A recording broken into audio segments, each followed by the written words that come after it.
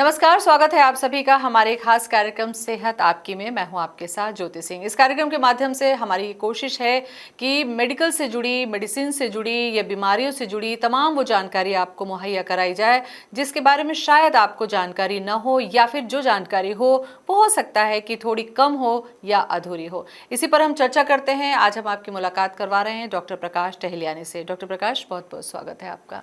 Doctor साहब, आज के समय में तो ये देखने को मिल रहा है कि एसिडिटी की प्रॉब्लम बहुत ज़्यादा है।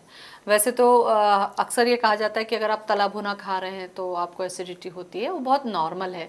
लेकिन एक नॉर्मल एसिडिटी एक गंभीर बीमारी की तरफ कब कन्वर्ट हो जाती है पता नहीं चलता। तो वास्तव में ये एसिडिटी है क्या, और किस तरीके से अपने आप को बॉडी में प्रेजेंट करती है? देखिए, एसिडिटी बहुत ही कॉमन कंप्लेंट है।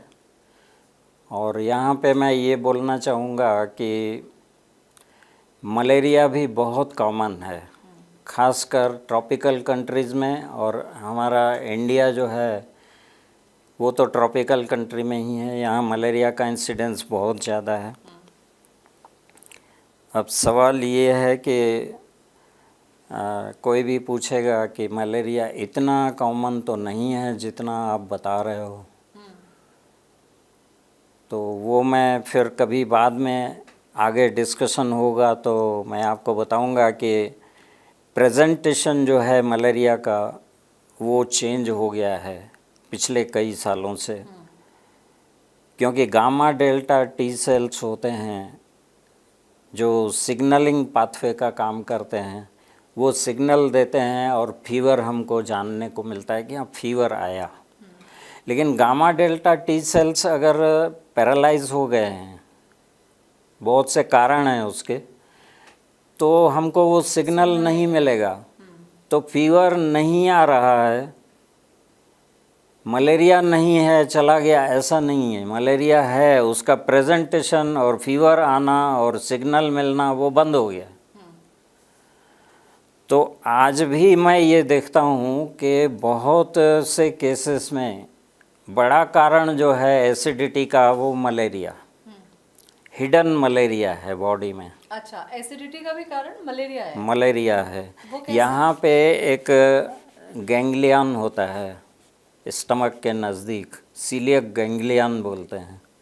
तो वहाँ पे मलेरिया पैरासाइट का टॉक्सिन जो है वो अपना असर करता है। अच्छा, उसके कारण एसिडिटी होती है।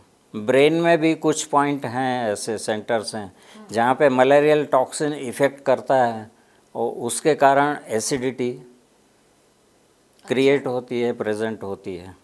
तो ये खास कर देखना चाहिए कि मलेरिया तो नहीं है उस पेशेंट में।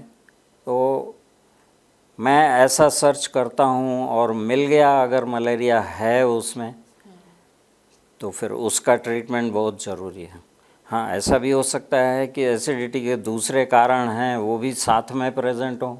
अभी आजकल आप देखेंगे तो ये आईबीडी बोलते हैं, inflammatory bowel disease, Crohn's disease बोलते हैं, और ये इरिटेबल बाउल सिंड्रोम बोलते हैं। ये डायग्नोसिस करके नाम दिए हुए हैं बीमारियों के। पेट की ये बीमारियां हैं।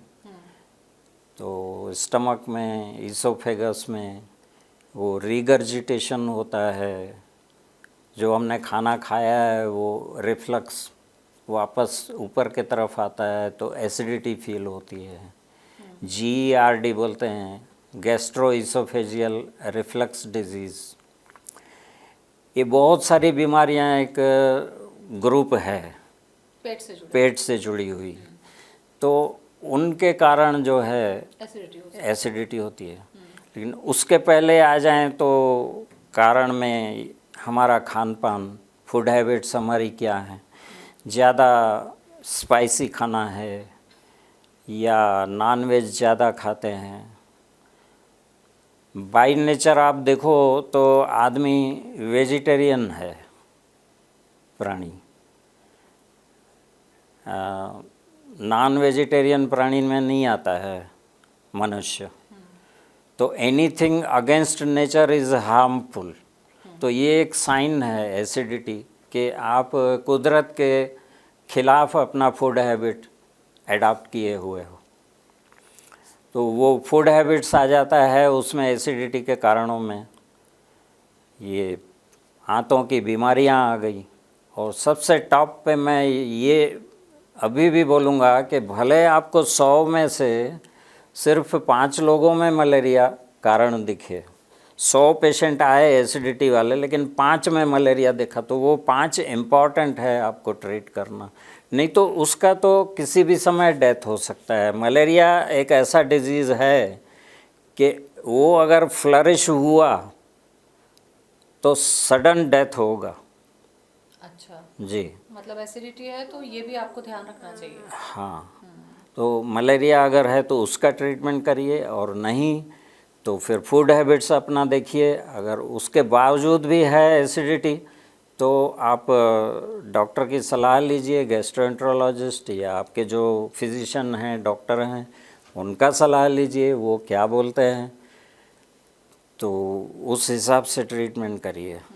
अच्छा, एसिडिटी के लिए ज़्यादातर घरेलू उपाय भी हमने देखे हैं, या तो एसिडिटी की मेडिसिन मार्केट से ले लेंगे, या फिर कोल्ड ड्रिंक्स है, या फिर इनो है, या इस तरीके की जो चीज़ें घरेलू लगता है।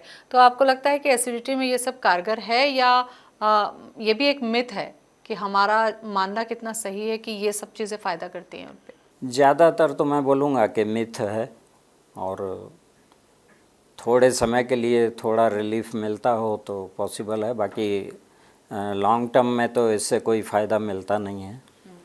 तो लोग क्या करते हैं कि डॉक्टर के यहाँ गए थे तो उन्होंने ये पिल्स लिख के दी थी, टैबलेट्स एसिडिटी के लिए, और बोला तो था कि फिर आना, लेकिन हम गए नहीं, वो दवाएं खाते रहे क्योंकि उससे हमको रिलीफ होता रहा।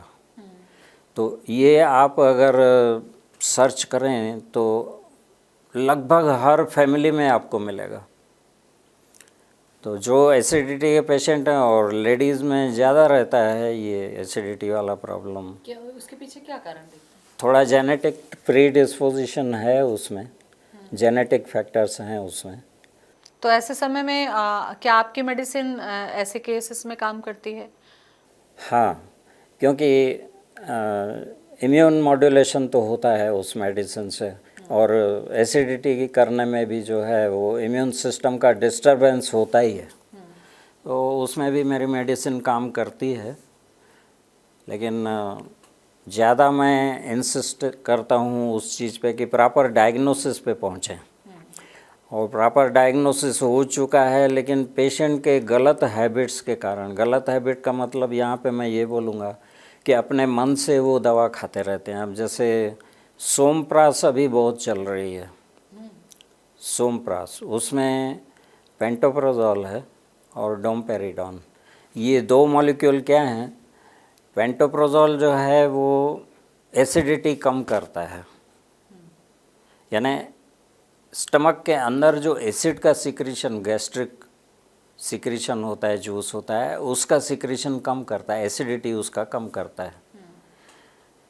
और अपना डोमपेरिडोन जो है वो एंटी इमेटिक, यानी कि उल्टी रोकने के लिए, जो उल्टी का सेंसेशन होता हो एसिडिटी के साथ में, तो उसको रोकने के लिए।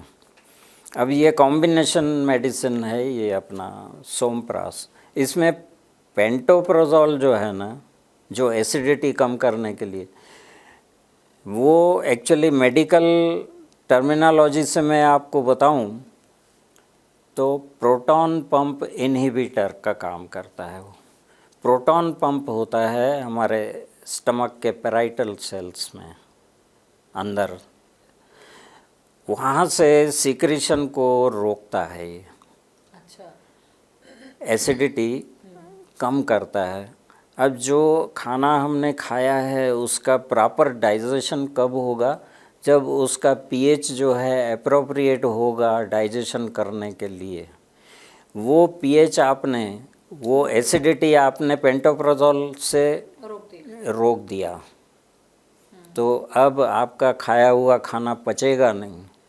अच्छा, पड़ा रहेगा स्टमक में, उससे अलग बीमारी हो सकती है। बहुत सारी बीमारियां होती हैं। विटामिन B12 का डेफिशिएंसी होगा, क्योंकि वो इस एसिडिटी कम होने के कारण वो एब्जॉर्ब नहीं हो पाता है, विटामिन B12 यूं ही पास आउट हो जाएगा, आपके खाने में नहीं होता B12। ऐसा लगभग लोगों के दिमाग में मिथ हो गया है कि जो नॉन वेज ईटर्स उन्हीं को मिलता है, को ही B12 मिलता है और वेजिटेरियन को नहीं मिलता है। हाँ। ये मिथ है, ये गलत है। तो उसके पीछे दूसरे कारण हैं, जैसे ये पेंटोप्रोजोल खा रहा है पेशेंट, वो क्या अपने मन से, डॉक्टर ने तो बोला था कि 1 महीने के बाद मुझे बताना, लेकिन जाएंगे नहीं, वो अपने मन से खाते रहते हैं। ये खतरनाक है, सेल्फ मेडिकेशन खतरनाक होता है। बोन्स जो हैं आपकी वो पोरस हो जाएंगी अगर आप पेंटोप्रोजोल का ज़्यादा यूज़ करेंगे, बोन्स पोरस हो जाएंगी, स्पॉन्टेनियस फ्रैक्चर हो जाते हैं। ये जो गर्डल बोन होती है ना कमर का, ये पूरे बॉडी का वेट बेयरिंग होता है वहाँ से, तो वो पोरस हो जाएंगी, स्पॉन्टेनियस फ्रैक्चर हो जाएंगे, चलते फिरते में बिना इंजरी हुए फ्रैक्चर हो जाते हैं। और कारण रहेगा वो पेंटोप्रोजोल। और इसका साइड इफेक्ट हमको पता ही नहीं है। पता ही नहीं है। किडनी खराब होगी, आपने 3-4 साल खाई पेंटोप्रोजोल, किडनी खराब होनी है, किडनी खराब होना चालू हो जाती है। तो प्रोटॉन पंप जो है बहुत ही इम्पोर्टेंट मतलब बॉडी होता के लिए है। एसिड भी ज़रूरी है, जरूर, क्योंकि वो खाना पचाने के लिए। प्रोटॉन पंप जो है बहुत इम्पोर्टेंट चीज़ है। वो अगर इनहिबिट हुआ तो बॉडी को जो एनर्जी मिलती है ATP के फॉर्म में, वो नहीं मिलेगा, क्योंकि ये पूरा अंदर का फिजियोलॉजी जो है बॉडी का मॉलिक्यूलर लेवल पे, सेल्युलर लेवल पे जो होता है काम, वो पूरा स्टॉप कर देता है। और मज़े की बात ये जो है इनहिबिशन एक्शन जो उसका है पेंटोप्रोजोल का, वो इरिवर्सिबल होता है, वो वापस ठीक नहीं हो सकता। तो डॉक्टर भी मुझे लगता है कि किसी पर्टिकुलर डे डिसाइड करते होंगे कि आपको 3 दिन लेना है या 5 दिन लेना है। कोई डॉक्टर मुझे नहीं लगता ऐसा बोलते हैं कि आप महीनों महीनों खाते रहिए आप पेंटोप्रोजोल, वो लिख के देते होंगे कुछ दिनों के लिए जब इतना हार्मफुल है। तो मैं भी ऐसा ही सोचता था कि महीने भर के लिए तो शायद नहीं लिखेगा कोई, लेकिन अब मैं ये नहीं बोलूँगा कि वो कुछ गलत कर रहे हैं, उनको जो ठीक लगा तो उन्होंने महीने भर का, लेकिन मैं नहीं सोचता हूँ कि कोई डॉक्टर उनको बोलेगा कि तुम 6-6 महीने खाओ, 1 साल से खाओ या कुछ करेगा वो तो कोई डॉक्टर नहीं बोलता होगा। अच्छा, बिना ट्रीटमेंट के क्या एसिडिटी को हम कंट्रोल कर सकते हैं? बिना नॉर्मल अगर एसिडिटी हो रही है आपको, हाँ, तो उसके लिए आपने जो रिसर्च किया, आपको लगता है कि हमारा जो शरीर है एसिड भी ज़रूरी है, तो क्या हम उसको खुद से मैनेज नहीं कर सकते कि ठीक रहे, हम एसिडिटी ना हो? क्या कर सकते हैं ऐसा? किया जा सकता है, किया जा सकता है। आप देखिए आपका वाटर इनटेक कम तो नहीं है, आप जो खा रहे हैं ज़्यादा स्पाइसी है क्या वो खाना? आप कोशिश करिए अनाज कम खाएं, फ्रूट्स ज़्यादा खाएं। अच्छा, इस तरह के चेंजेस जो है ना, एक चीज़ आपके दिमाग में होना चाहिए कि दवा तो आखिर दवा है। वही ना, नेचुरल तरीके से अगर ठीक किया जाए तो वो ज़्यादा लाभदायक होता है। तो काफ़ी महत्वपूर्ण जानकारी आज हमने आपके साथ में शेयर की और ये सिलसिला लगातार ऐसा ही चलता रहेगा। गंभीर बीमारियों से जुड़ी गंभीर बातों को हम आप तक पहुंचाते रहेंगे। फिलहाल इतना ही, नमस्कार।